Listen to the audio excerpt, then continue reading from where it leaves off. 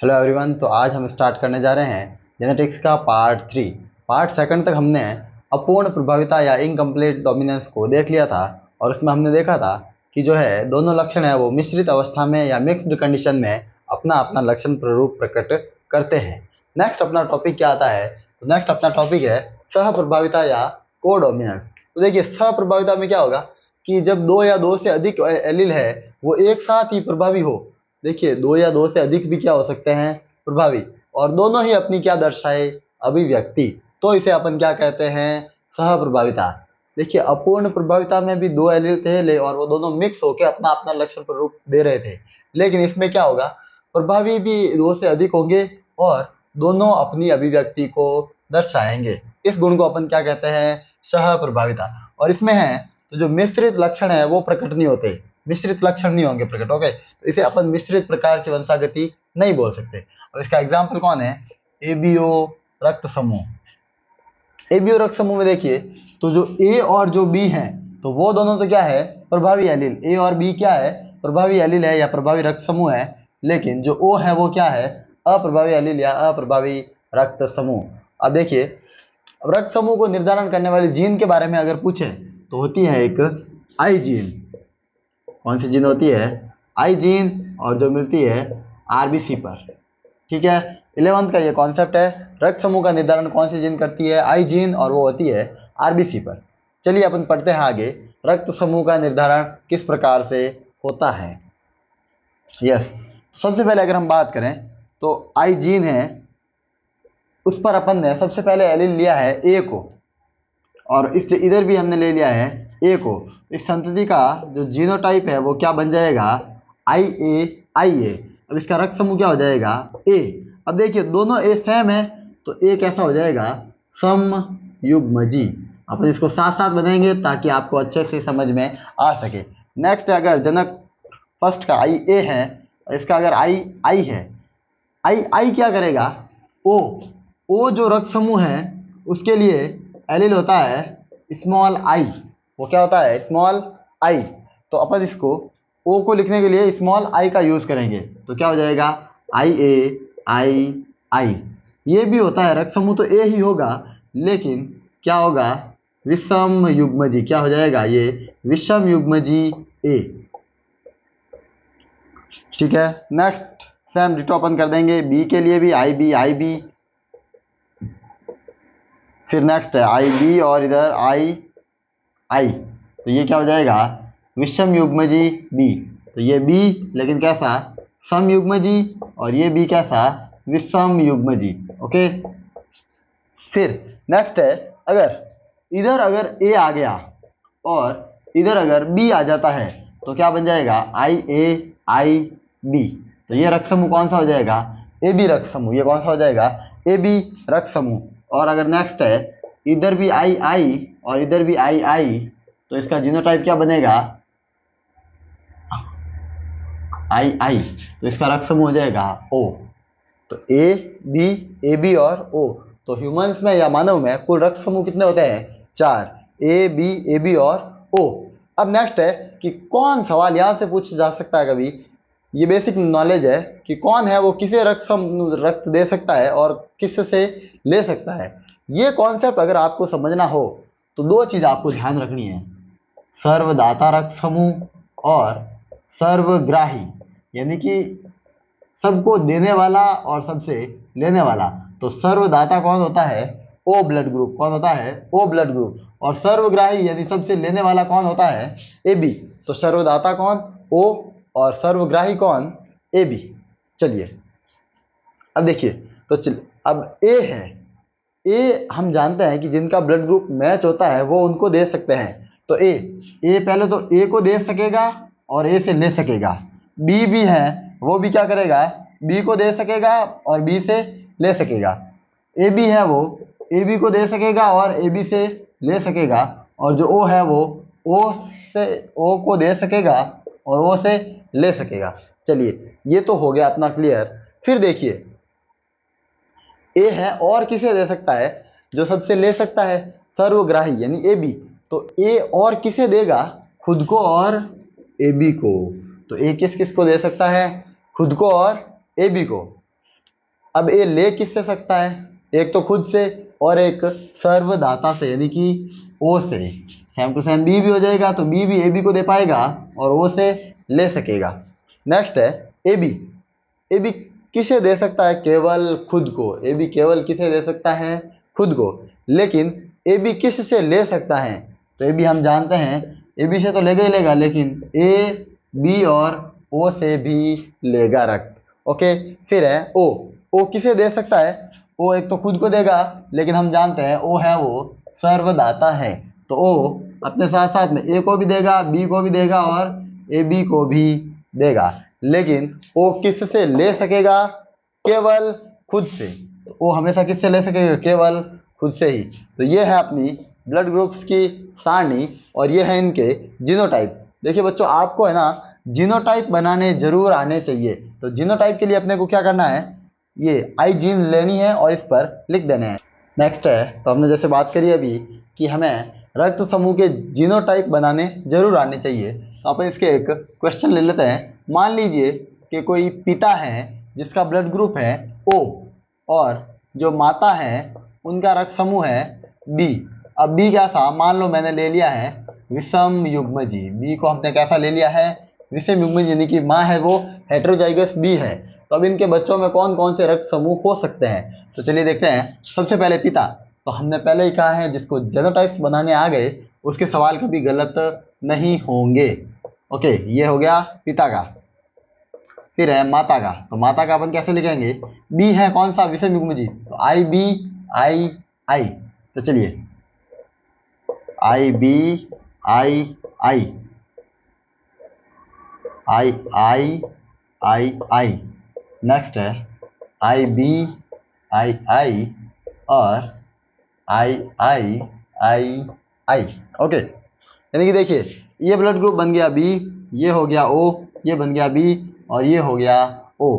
यानी कि इन पेरेंट का जो भी बच्चा होगा वो या तो बी ब्लड ग्रुप का हो सकता है या ओ का हो सकता है, यानी कि 50-50% चांस है। अगर ऑप्शन का सवाल है और पूछे कि बी रक्त समूह आने की प्रायिकता, तो बी रक्त समूह आने की प्रायिकता क्या हो जाएगी, कि प्रायिकता 50%। और अगर पूछ ले कि ओ की प्रायिकता तो कितनी है 50%। और अगर पूछ ले ए रक्त समूह आने की प्रायिकता तो क्या हो जाएगी 0%। बस इस तरीके से आपको सिंपल टू सिंपल एकदम क्वेश्चंस आते हैं और बच्चे अक्सर इनमें गलती कर देते हैं। क्यों, क्योंकि गड़बड़ हम यहाँ कर देते हैं इसके जीनोटाइप्स बनाने में।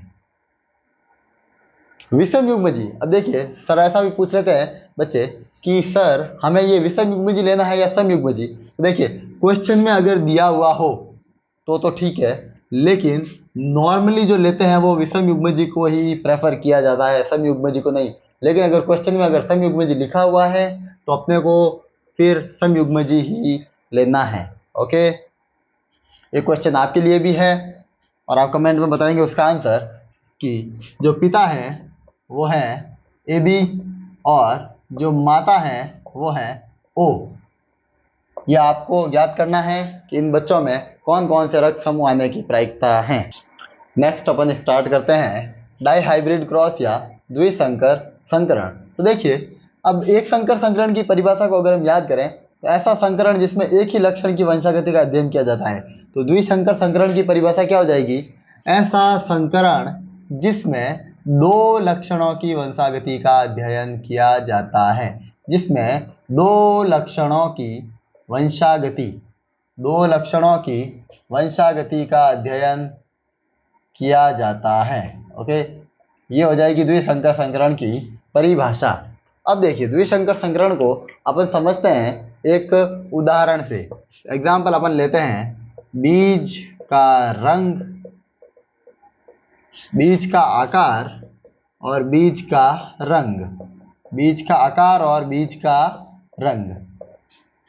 ओके, तो देखिए बीज का आकार कैसा होता है, अगर हम बात करें तो बीज का आकार होता है गोल और झुर्रीदार, गोल और झुर्रीदार।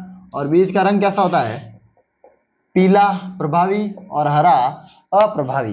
तो देखिए अब अपने को इन दोनों लक्षणों को लेके क्या करना है, द्विसंकर संकरण का अध्ययन करना है। तो चलिए पढ़ते हैं। तो हमें रूल अपने को वही फॉलो करना है सबसे पहले हम क्या लेंगे, जनक पीढ़ी। सबसे पहले हमें क्या लिखनी है, जनक पीढ़ी।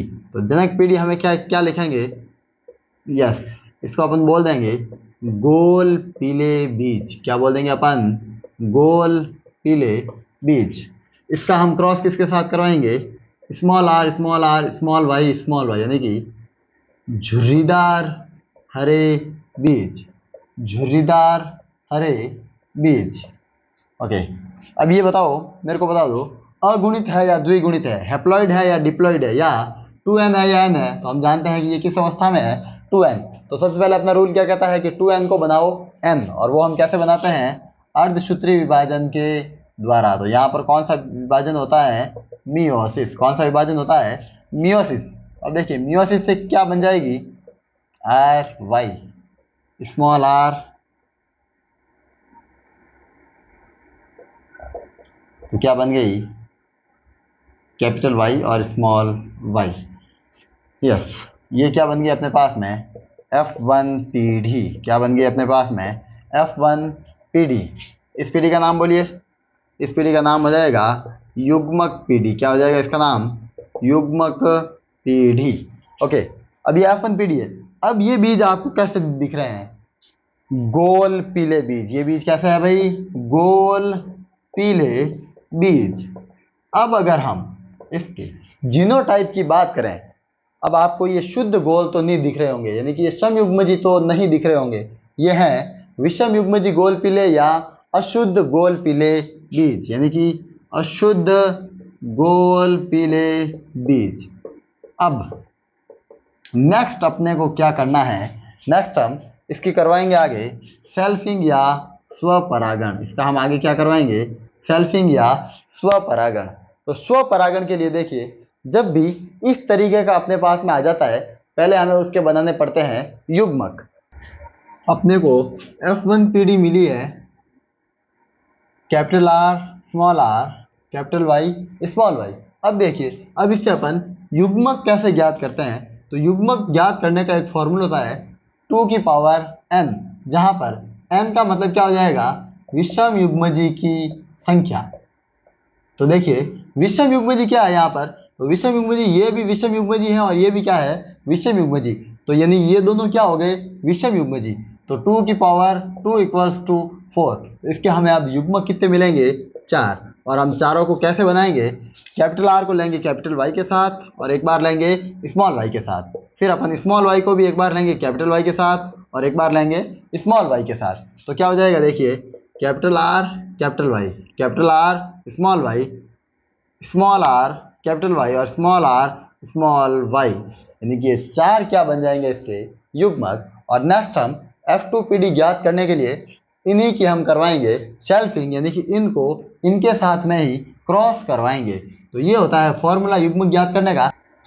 यस, तो अब अपन स्टार्ट कर रहे हैं इन चारों युग्मकों को इन्हीं से अपन क्रॉस करेंगे। तो capital R capital Y, capital R small R capital Y और स्मॉल आर स्मॉल वाई। तो देखो सबसे पहले बना लेते हैं इनके बॉक्सेस, ताकि अपने को ये इजीली बने। हाँ, कैपिटल आर कैपिटल वाई। देखिए कुछ नहीं करना, सीधा सीधा इनको मल्टीप्लाई कर देना है। फिर है कैपिटल आर कैपिटल वाई और स्मॉल वाई। देखिए ये वाई एक कैपिटल था, ओके हमने लिखा, ये वाई स्मॉल हो गया। फिर है कैपिटल आर लेकिन small R, capital Y capital R small R capital Y और स्मॉल वाई। बस इस तरीके से अब अपने को आगे पूरी सारणी है उसको कंप्लीट कर देना है। Capital R capital Y capital R small Y capital R capital Y और small Y, capital R small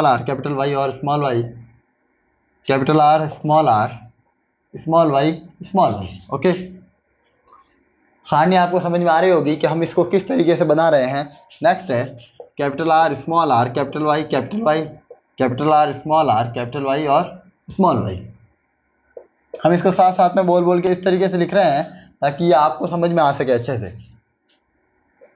small R capital Y, ये वाई यहाँ पर कैसा है, कैपिटल। ये वाई जब कैपिटल है तो हमने कैपिटल लिख दिया एक बार, और ये वाई स्मॉल है तो हमने इसको स्मॉल लिख दिया। आपको भी इस तरीके की एक सारणी को बना के अच्छे से इसको समझ लेना है। नेक्स्ट है capital R small R, small Y small Y, small R, एक वाई कैपिटल है और एक स्मॉल है। ओके, ये अपने पास में बन गई है F2 जनरेशन। क्या बन गई है अपने पास में? F2 generation, F2PD। अब देखिए F2PD में इंपॉर्टेंट चीज आती है इसका फिनोटाइप और जीनोटाइप, यानी कि लक्षण प्रारूप और जीन प्रारूप।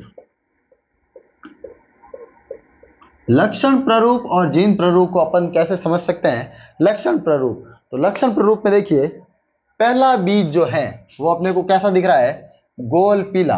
तो चलिए काउंट करते हैं आपको, गोल पीले बीज इसमें कितने दिख रहे हैं। शुद्ध अशुद्ध की बात अपन नहीं करेंगे क्योंकि फिलहाल अभी क्या पढ़ रहे हैं अपन? लक्षण प्रारूप। तो अपन चलिए पढ़ते हैं। ये है गोल पीला बीज एक,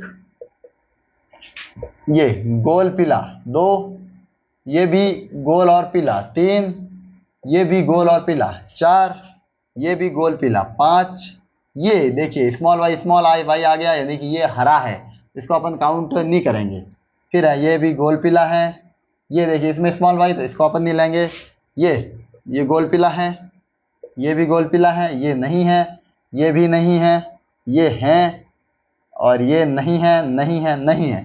तो काउंट करिए, तो ये 1 2 3 4 5 6 7 8 और 9। तो गोल पीले बीज कितने मिल गए? 9। गोल पीले बीज बच्चों कितने मिल गए अपने को? 9। फिर देखिए यह तक हो गई। अब इसकी बात करें अगर हम, ये हैं गोल तो है, आर आर का मतलब है गोल, लेकिन गोल हरे। तो गोल हरे अपने को कितने मिल रहे हैं? देखिए 1 2, ये गोल नहीं है, ये गोल है और हरा है, तो 3। तो गोल हरे अपने को कितने मिले? 3।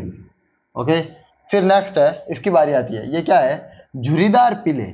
झुर्रीदार पीले, स्मॉल आर का मतलब क्या होगा? झुर्रीदार पीले। तो झुर्रीदार पीले 1, ये भी झुर्रीदार पीला 2, चलो 3 नंबर से इसको इंडिकेट करते हैं, और झुर्रीदार पीले 3। तो झुर्रीदार पीले अपने पास में कितने हो गए? 3, और लास्ट में एक क्या बच गया? एक बच गया, कैसा? ये झुर्रीदार हरा। तो इसका फिनोटाइप या लक्षण प्रारूप क्या आता है? वेरी इंपॉर्टेंट, सीधा सीधा पूछते हैं।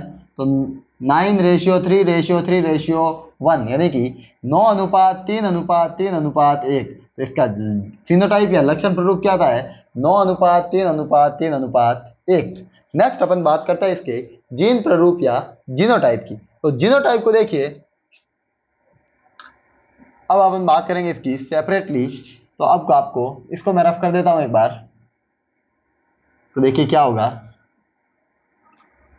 एक एक को लेंगे अपन, वैसे इसको अपन शॉर्ट में भी याद कर सकते हैं, लेकिन इसको अपन एक एक को निकालेंगे। तो देखिए ये कैसा है? ये है शुद्ध गोल शुद्ध पीला, ये है शुद्ध गोल शुद्ध पीला। अब इसे ऐसा आपको इस सारणी में और कहीं पे नहीं मिलेगा। ऐसा आप देख लीजिए, शुद्ध गोल और शुद्ध पीला आपको नहीं मिलेगा। तो शुद्ध और गोल और शुद्ध पीला कितना हो गया? 1। ये हो गया ओके, शुद्ध गोल शुद्ध पीला। ये कैसा है? शुद्ध गोल लेकिन अशुद्ध पीला। तो शुद्ध गोल और अशुद्ध पीला अगर हम देखें, ये रहा शुद्ध गोल और अशुद्ध पीला। ऐसा आप और देख सकते हैं, शुद्ध गोल ऐसा कहीं पे मिल रहा है क्या? नहीं। तो ये कितने हो गए? 2। फिर अगर हम बात करें, ये क्या है? अशुद्ध गोल शुद्ध पीला, अशुद्ध गोल शुद्ध पीला। अशुद्ध गोल और शुद्ध पीला आपको यहां पे मिलेगा, ये अशुद्ध गोल और शुद्ध पीला। तो ये भी हो गया। तो अशुद्ध गोल और शुद्ध पीले अपने को कितने मिल गए? 2। फिर नेक्स्ट हम बात करते हैं इसकी। ये कैसा है भाई? अशुद्ध गोल अशुद्ध पीला। ये कैसा है? अशुद्ध गोल अशुद्ध पीला। तो 1 अशुद्ध गोल अशुद्ध पीला, 2 और कहाँ मिल जाएगा अपने को? ये रहा 3 और ये रहा 4। तो अशुद्ध गोल अशुद्ध पीले कितने मिल गए? 4। फिर है नेक्स्ट,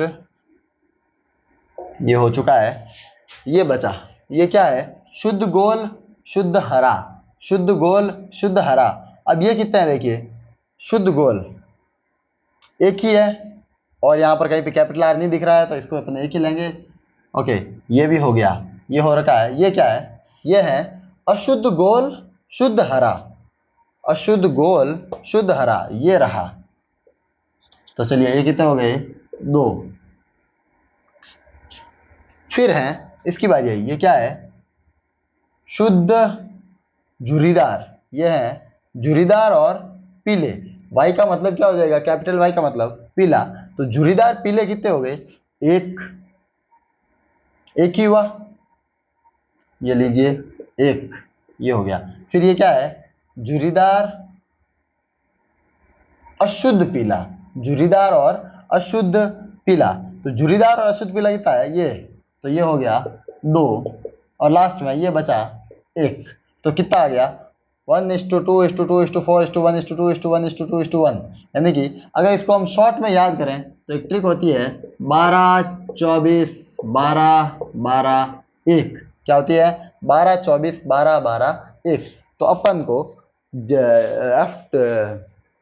द्विसंकर संकरण है, अब जो द्विसंकर संकरण है उसका लक्षण प्ररूप तो कितना मिल जाएगा? 9:3:3:3:1। और जीन प्ररूप कितना मिल जाएगा? 1:2:2:4:1:4:1:1:1:1। और इसका शॉर्ट में अपन कैसे याद कर सकते हैं? 12:24:12:12:1। याद रखिएगा, ये 12 को 12 के फॉर्म में नहीं लिखना है, 1:2 की फॉर्म में लिख देना है। इसी के साथ अपना द्विसंकर संकरण भी होता है complete. Thank you for watching. तो मिलते हैं अपन अपने नेक्स्ट वीडियो में, तब तक के लिए बाय।